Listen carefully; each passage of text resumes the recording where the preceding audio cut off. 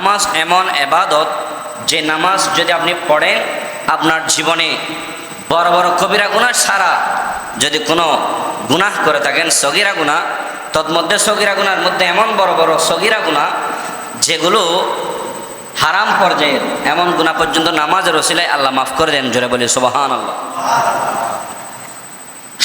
যদি কোনো মানুষ জেনা ব্যভিচার করে কিন্তু সে জেনা ব্যভিচার করেছেন এটার প্রমাণ নাই, নিজে জানে শুধুমাত্র জেনা করেছেন, ওই জেনার গুনাহ পর্যন্ত আল্লাহ পাক জাল্লা শানুহু নামাজের ওসিলায় মাফ করে দেন। জোরে বলি সুবহানাল্লাহ। এটা আমার কথা নয়, কোরআনে পাকের মধ্যে আয়াত আছে। এর আগে আমি আপনাদেরকে জানিয়ে দিতে চাই, একদিন একজন ব্যক্তি নবীর দরবারে আসলেন, বলে হুজুর আমি তো এক মহিলাকে চুম্বন করেছি। জোরে বলি নাউজুবিল্লাহ। আচ্ছা, কোনো মানুষ মহিলাকে চুম্বন করাকে জায়েজ? হারাম। বিবাহ বহির্ভূত কোনো মহিলাকে স্পর্শ করা পর্যন্ত জায়েজ নেই, হারাম। ওই ব্যক্তি জৈনক ব্যক্তি, এগুলো সাহাবায়ে কেরামদের জীবনী, তবে শিক্ষার জন্য বলছি। ওই ব্যক্তি মহিলাকে চুম্বন করার পর নবীর দরবারে এসে ওই দোষ কেউ দেখে নাই, কেউ এসে বিচার দেয় নাই, নিজে নিজে এসে সারেন্ডার করে, ইয়া রাসূলুল্লাহ আমি তো এক মহিলাকে চুম্বন করেছি। নাউজুবিল্লাহ বলেন। হুজুর আমার শাস্তি, আমাকে শাস্তি দিন। নবীজি চুপ করে রইলেন। ঠিক সেই মুহূর্তে ওই ব্যক্তির সমর্থন, আত্মসমর্পণ দেখে আমার নবী আশ্চর্য হয়ে তাকে রইলেন। সে যে চুম্বন করেছে এটা সে ছাড়া কেউ জানে না, কিন্তু আমার উম্মত আমার কাছে আত্মসমর্পণ করেছে। এই পরিস্থিতি দেখে নবীজি চুপ রইলেন। আমার আল্লাহ পাক জাল্লা শানুহু আরশ আজিম থেকে দেখছেন কি দেখেন না বলেন? দেখছেন। আমার আল্লাহ পাক জাল্লা শানুহু ওই ব্যক্তির জন্য একটা আয়াত পাঠিয়ে দিয়েছেন। সবাই আমার সাথে পড়েন, সব হবে।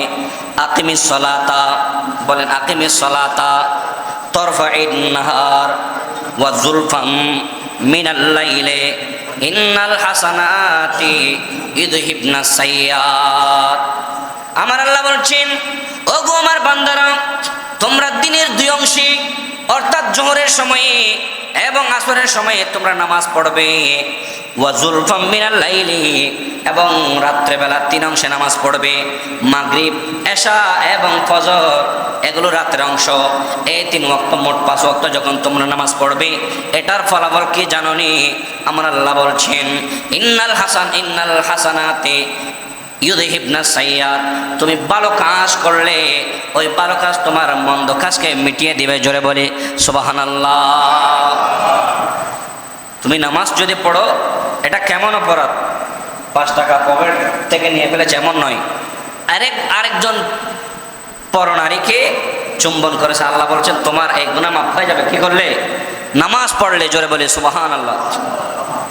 শুধু তাই নয়, আরেকটা হাদিসে পাকের মধ্যে আমার নবীর সময়কালীন আরেকজন ব্যক্তি আমার নবীর দরবারে বলছেন, ইয়া রাসূলুল্লাহ আমি এমন একটা গুনাহ করেছি যেই গুনাহ করার কারণে আমার উপর শরীয়তের হদ কায়েম হয়ে গেছে, শরীয়ত অনুযায়ী শাস্তি আমি পাবো। সুবহানাল্লাহ বলেন। উনি বলছেন আমি এমন অপরাধ করেছি যে অপরাধের শাস্তি শরীয়তে সবচেয়ে বড় বড় শাস্তি হচ্ছে জানার শাস্তি হচ্ছে 100 বেত। জানার শাস্তি কয় বেত? বিবাহের আগে করলে, বিবাহের পরে কেউ যদি জানা ব্যভিচার করে তাকে গলা পর্যন্ত নিচে মাটির ভেতরে গেড়ে পাথর মেরে হত্যা করা, এবং চুরি করলে হাত কেটে ফেলা, এইরকম বড় বড় শাস্তি। হুজুর আমি এই ভুলগুলো থেকে একটা ভুল করেছি যার কারণে শরীয়ত আমার উপর হদ লাজিম করেছে। জোরে বলি সুবহানাল্লাহ। কিন্তু এখানে আশ্চর্যের বিষয় হলো এই ব্যক্তি অন্যায় করেছে, অপরাধ করেছে, এটা কেউ দেখে নাই, কেউ এসে নবীর দরবারে বিচারও দেয় নাই। নিজের অপরাধ নিজে স্বীকার করে নবীর দরবারে বলছেন, হুজুর এমন অপরাধ করেছি যে অপরাধের কারণে শরীয়তের শাস্তি আমি পাচ্ছি। নবীজি কিছু বললেন না, না বলে চুপ করে রইলেন।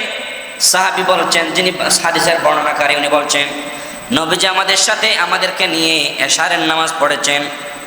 নামাজের পরে ওই ব্যক্তি আবারও নবীকে বলছেন, ইয়া রাসূলুল্লাহ আমি এমন অপরাধ করেছি, এমন গুনাহ করেছি, যে গুনাহের কারণে শরীয়ত আমাকে কঠিন শাস্তি দিবে, মারাত্মক শাস্তি। এই শাস্তি আমি নিতে বাধ্য, ইয়া রাসূলুল্লাহ, শাস্তি ভুল যেহেতু করেছি। নবীজি কিছু বললেন না, শেষ পর্যন্ত বলছেন, ওই আমার সাহাবী, আলাইসা কদ সাল্লাইতা মা'ানা, তুমি কি আমাদের সাথে নামাজ পড়ো নাই? তুমি কি আমাদের সাথে নামাজ পড়ো নাই?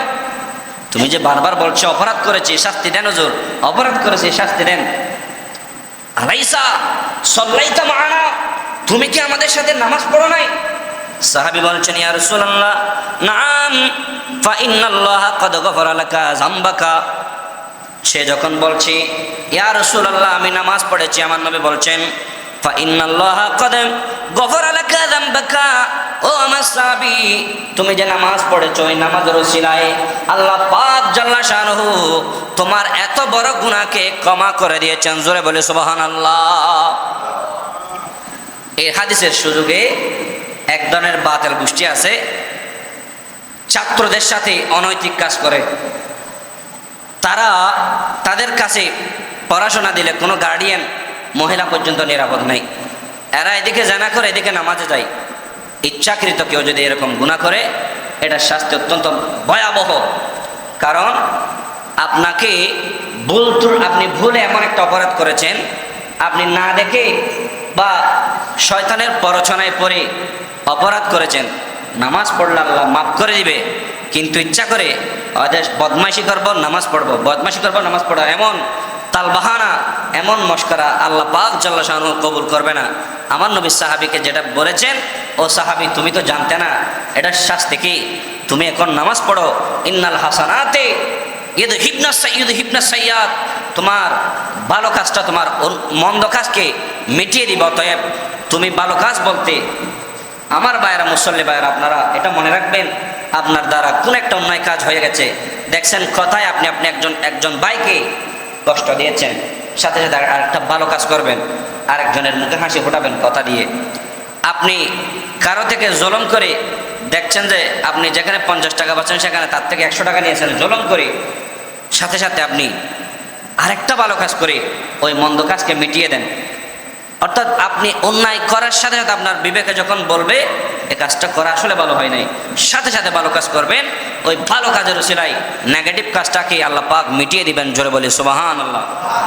এটাও মনে রাখেন, আপনার দ্বারা একটা খারাপ কাজ হলে ওই একটা খারাপ কাজের কারণে গুনাহ হবে একটা, কয়টা? কিন্তু আপনি যদি ভালো কাজ করেন, ওই একটা ভালো কাজের উসিলায় আল্লাহ এটাকে 10 পর্যন্ত বাড়াবে, একটার উসিলায় 10টা সওয়াব দিতে দিতে 700 পর্যন্ত দিবে। জোরে বলি সুবহানাল্লাহ।